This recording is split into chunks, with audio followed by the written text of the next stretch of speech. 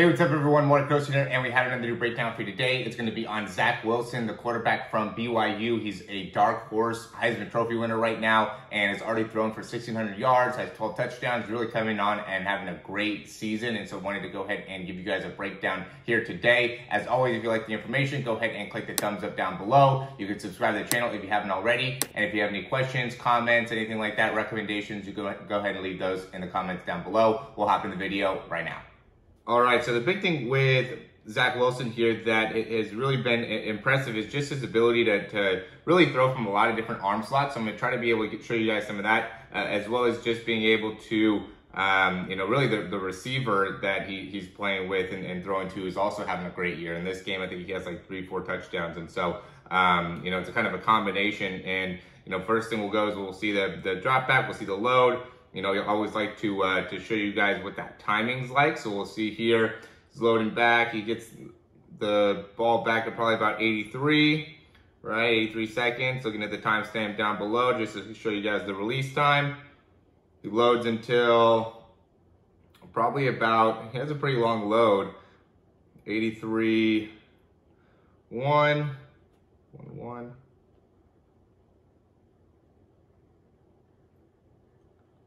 He's getting the ball out of his hands at about 83.34. So he actually has a pretty quick release.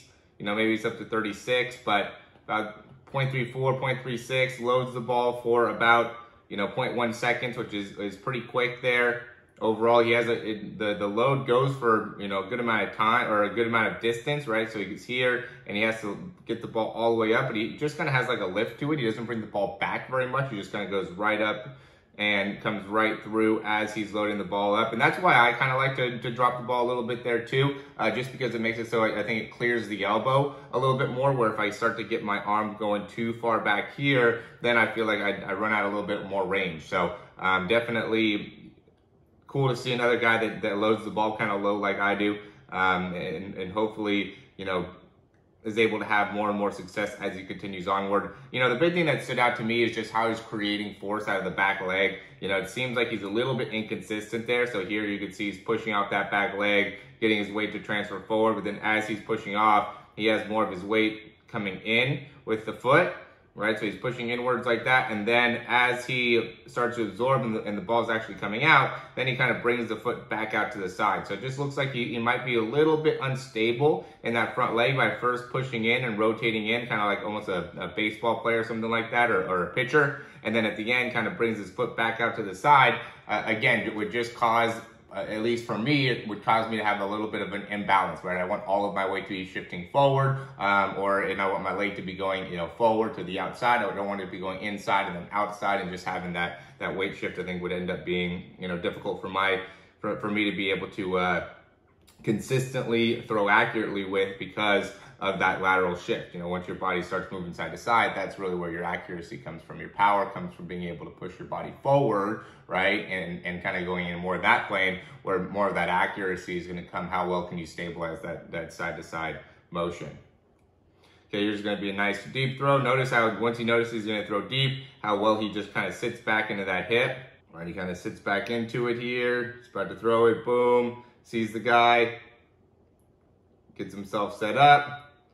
Again, kind of drops that ball down low. Does a great job of starting to get his weight. You can see how he has a lot of his the upper body back.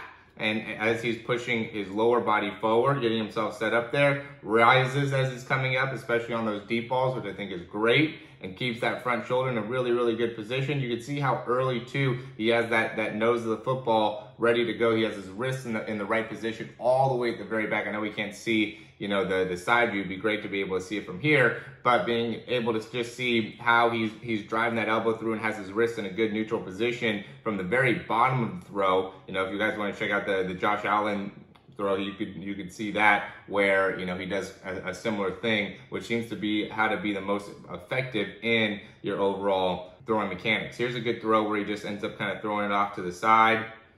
Again, he does a good job of just being able to, have a bunch of different throwing angles, right? He's very consistent in how he's getting his weight to come shifting forward. He has a little bit of an unbalanced position with that front leg, right? But he's still able to be accurate here, still able to push off that back leg, get that elbow to come straight through, right? Even though he has a little bit of a different position of where the arm is, right? The arm slot could be different for different types of throws. You're going to end up having to throw around people. You're going to end up having to, throw between people. You just got to make sure that you're getting your elbow through. And I think that ends up being the most important part of being able to have a consistent control of the football. Here's a great one just because you can see what the situation here. 3rd and 15. They're up by 3 points. They're going to just take a shot right here just to make it so, they can see if they can put the game away.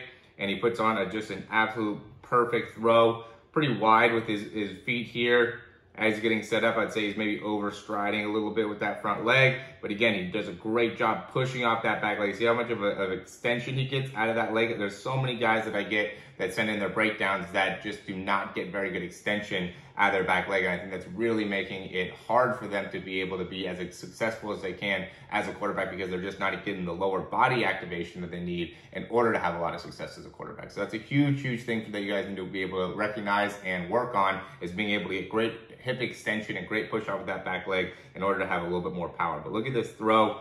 Again, gets that wrist in a really good position, drives that elbow through, snaps down that wrist hard, and is able to just put the ball right on the money.